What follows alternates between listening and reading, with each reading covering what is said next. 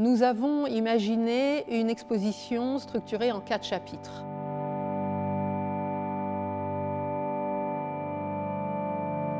On les a réunis avec un vocabulaire lié au mouvement, en clin d'œil bien sûr à Decathlon. On va gagner la coopération et non plus la compétition, c'est-à-dire être dans des relations intergénérationnelles, interespèces, répondre à des besoins de nouvelles populations comme les personnes en transition. On va ensuite performer la matière, on va à la fois appliquer rigoureusement un principe d'éco-conception pour, par exemple, l'économiser, mais aussi explorer les biomatériaux qui représentent aujourd'hui des avenirs majeurs pour remplacer aujourd'hui les matériaux issus de la pétrochimie. On va arpenter les usages pour imaginer comment on va pouvoir partager ce qui sera un objet ou peut-être un service, un territoire, et comment on va pouvoir mettre du commun dans ces aventures et dans ces usages. Et puis, on va habiter le soleil. Les étudiants sentent qu'ils ne peuvent pas agir contre, mais qu'ils vont devoir faire avec. C'est comment on va négocier avec lui pour essayer de trouver des nouvelles manières de vivre. Mais au-delà de ces 4 chapitres, on sent que toutes les créations ici proposées correspondent vraiment à des réponses liées à des enjeux sociétaux, socio-environnementaux qui traversent la vie des étudiants.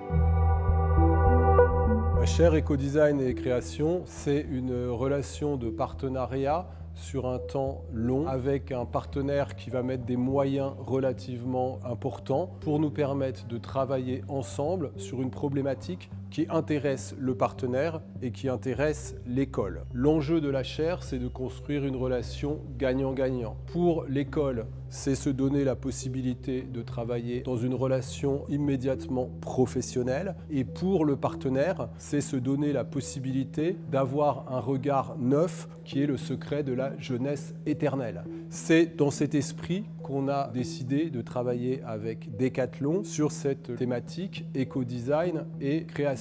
L'intérêt pour l'école, c'est de connecter les étudiants à une très grande entreprise et à des process industriels. Et je crois qu'aujourd'hui, l'un des enjeux majeurs, il est de faire en sorte que ces jeunes talents de demain reviennent vers l'industrie et que c'est un des chemins pour transformer l'industrie de façon vertueuse.